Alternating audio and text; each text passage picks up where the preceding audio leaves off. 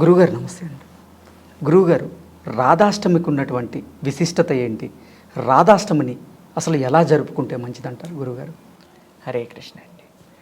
మనకి తెలుగు వాళ్ళకి జన్మాష్టమి చాలా బాగా తెలుసు, కానీ రాధాష్టమి అంతగా తెలియదు అన్నమాట. మన ఉత్తర భారతదేశానికి వెళ్తే అందరూ కూడా జన్మాష్టమి ఎంత ఘనంగా చేసుకుంటారో అలానే రాధాష్టమి కూడా చేసుకుంటారు. ఈ రాధాష్టమి ఎప్పుడు వస్తుంది అని అంటే జన్మాష్టమి అయినాక నెక్స్ట్ అష్టమికి రాధాష్టమి వస్తుంది అన్నమాట.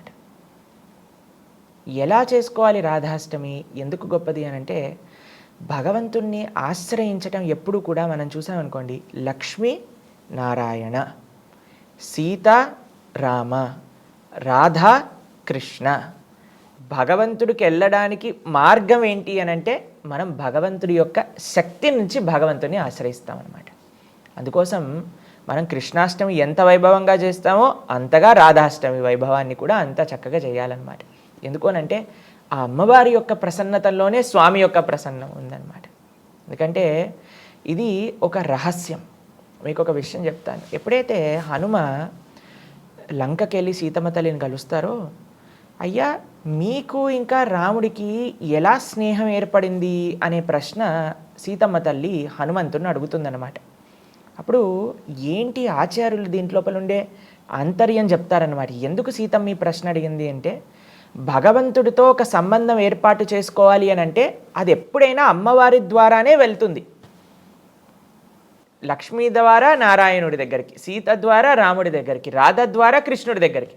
అయితే ఇక్కడ మిమ్మల్ని కలవకుండా మీరు ఎలా డైరెక్ట్గా రాముడి దగ్గరికి వెళ్ళిపోయారు అని అడుగుతుందన్నమాట ఇక్కడ సీతమ్మ తల్లి. అప్పుడు హనుమంటారమ్మా, అది కాదు విషయం, నువ్వు ఒకసారి ఆ రావణాసుడు ఎత్తుకెళ్ళేటప్పుడు నీ చీరలో నీ నగలన్నీ కట్టేసి మాకు కింద పడేసావు, అప్పుడు మేమే వాటిని పట్టుకుంది. కాబట్టి రాముడి కంటే ముందు నీ సంపర్కం, నీ ఆశీస్సులు మాకు లభించాయి కాబట్టి రాముడిని ఆశ్రయించగలిగాం మేము అని. కాబట్టి ది సీక్రెట్ ఏంటి అని అంటే భగవంతుడిని పొందాలి అనుకున్న వాళ్ళు భగవంతుడి యొక్క శక్తి ద్వారా స్వామిని ఆశ్రయిస్తారనమాట.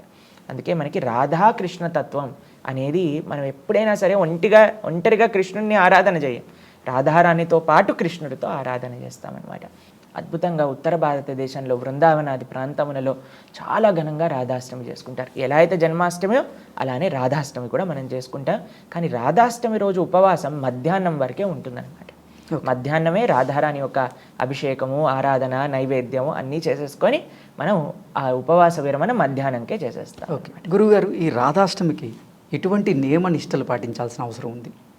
రాధాష్టమి అండి చాలా సింపుల్గా మధ్యాహ్నం వరకు ఉపవాసం, దాని తర్వాత రాధారాణి కృష్ణుడికి ఇద్దరికి కూడా అభిషేక అర్చనాలు అన్నీ కూడా చేసుకొని చక్కగా నైవేద్యాన్ని సమర్పణ చేస్తూ ఉంటారు. వివిధ రకాలైన నైవేద్యములు మనకి చూసారనుకోండి, కృష్ణుడి దగ్గర చెప్పన్ భోగ్ అని అంటారనమాట. అంటే 56 రకాల నైవేద్యాలు తయారు చేసి కృష్ణుడికి పెడుతూ ఉంటారు. అది ఆ విధంగా కృష్ణ భక్తిలో ఒక ఆచారంగా వస్తుందన్నమాట. కాబట్టి మనకి ఎంత వీలుంటే అన్ని రకాల నైవేద్యాలు మనం స్వామికి ఆరాధన చేసి చక్కగా సమర్పణ చేసుకోవాలన్నమాట. రాధాకృష్ణుడికి కూడా చక్కగా మనము అద్భుతమైన పుష్పాలతో, పండ్లతో స్వామిని అలంకరణ చేసుకొని ఆ రోజు ఆరాధన చేసుకోవాలి. ముఖ్యంగా రాధారానికి చామగడ్డ అనేది చాలా విశేషము అని చెప్తూ ఉంటారనమాట బృందావనంలో. కాబట్టి వాటితో ప్రకారంగా మనం చక్కటి నైవేద్యాలు సమర్పణ చేసుకోవాలి, అభిషేకము, ఆరాధన. ఇది రాధాష్టమి. ఓకే గురుగారు, ధన్యవాదాలు.